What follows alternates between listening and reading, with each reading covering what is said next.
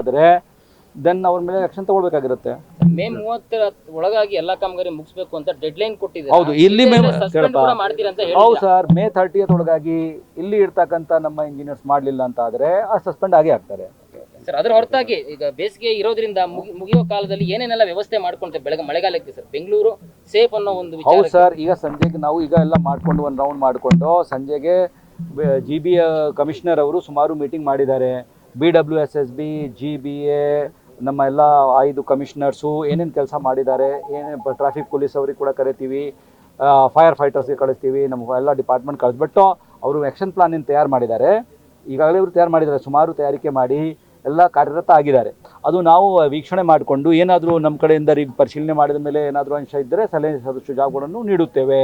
But ಚಿಂತೆ ಮಾಡಬೇಡಿ, ಈಗ 4-5 ವರ್ಷಗಳಿಂದ ಸುಮಾರು ಕೆಲಸ ಆಗಿರುವುದರಿಂದ ಅಷ್ಟು ಪಾಯಿಂಟ್ಸ್ಗೆ ಫ್ಲಡಿಂಗ್ ಆಗ್ತಾ ಇರುವುದು 4-5 ಕಡೆಗೆ ಮಾತ್ರ.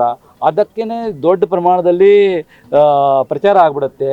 ಅದನ್ನು ಕೂಡ ನೀವು ಕೂಡ ಅದಕ್ಕೆ ಎಷ್ಟು ಮಟ್ಟಕ್ಕೆ ಅದು ಫ್ಲಡಿಂಗ್ ಆಗಿದೆ ಸ್ವಲ್ಪ ನೋಡಿದರೆ ನಾವು ಪ್ರಯತ್ನ ಪಡೋದು ಎಲ್ಲಿಯೂ ಆಗಬಾರ್ದು, ಯಾವಾಗಲೂ ಆಗಬಾರ್ದು ಅಂತನಿಲ್ಲ. ಹೋದ ವರ್ಷನೂ ಕೂಡ ಹಾಗೆ ತಿಳ್ಕೊಂಡು ಹೋಗಿದ್ದೀವಿ. ನಾವು ಹಿಂದಿನ ವರ್ಷನೂ ಕೂಡ ಆ ಥರ ಮಾಡಿದ್ದೀವಿ. ಬಟ್ ಜಾಸ್ತಿ ಮಳೆ ಬಂದಾಗ ಏನು ಮಾಡಲಿಕ್ಕೆ ಆಗಲ್ಲ. ನಾವು ಪ್ರಿಪೇರ್ ಮಾಡ್ತಾ ಇರುವುದು 160 120 mm ರೇನ್ ಬಂದರೆ ಯಾವ ಥರದ್ದು ತೊಂದರೆ ಉಂಟಾಗೋದಿಲ್ಲ. 100-120 ಮೇಲೆ ಆದರೆ